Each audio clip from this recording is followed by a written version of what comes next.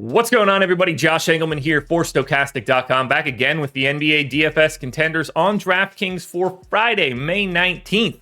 Now be sure to hit that like button, subscribe to the channel, hit the notification bell so you know when everything goes live. Follow me on Twitter at Josh Engleman, and the biggie, sign up for the lineup generator. NBA lineup generator is not going to be as helpful for you guys heading down the stretch here. We don't have showdown contests, but we do have the MLB lineup generator and the PGA lineup generator. You should check out both of these tools. It'll cost you less than $10 if you want to do that. But MLB lineup generator is what I'm going to let you guys know about right now, because that's the main sport that we're transitioning to post NBA season.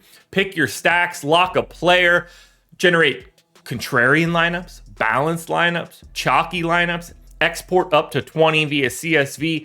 This tool is going to cost you $4.48 for your first week. If you're trying to get better at DFS and you want to dip your toe in the water, this is the way to do it. If you don't like the tool, cancel. All you got to do is pay the $4.48. You're out after a week. It's that simple. Now, we're rounding out the bottom of my top 10. Kyle Lowry, Caleb Martin, Gabe Vincent, Marcus Smart, and Jimmy Butler on the outside looking in. Who will be my favorites? My top 5 plays for today? It's time to find out. In first at number 5, we're going to Jalen Brown. Shooting guard eligible, 10,200. Projected for 44. Captain, 13% of the time. Utility, 42% of the time. So we're over a coin flip right out of the gate. 40 minutes for Jalen Brown, 26.5 points, 7 boards, 3.5 assists, a stock and a half. Big minutes. Nice price tag. I was kind of hoping for actually a couple $100 cheaper than this, but even at 10-2, you can see it. 13% likelihood to be the captain.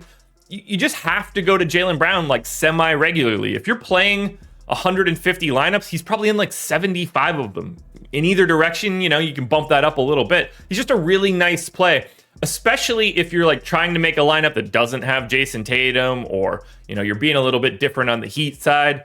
I like Brown. He's just not going to look as good as Jason Tatum. It's just that easy.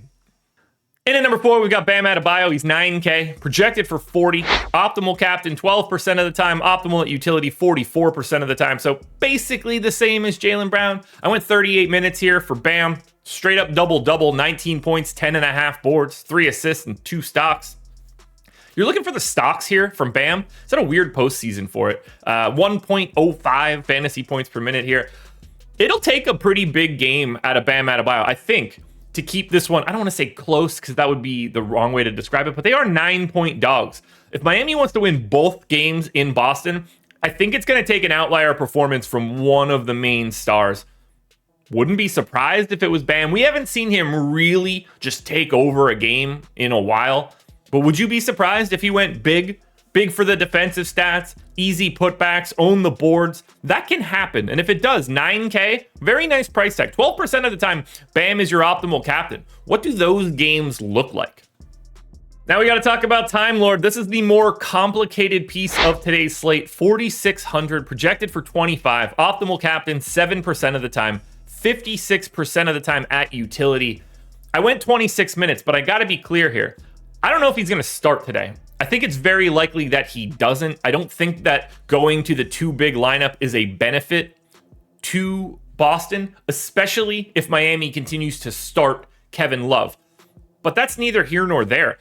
Even if Robert Williams isn't starting, he's a really nice value play at 4,600. Is he 3rd overall and 63% to be in the optimal? No, but he's still, at worst, Gabe Vincent for today.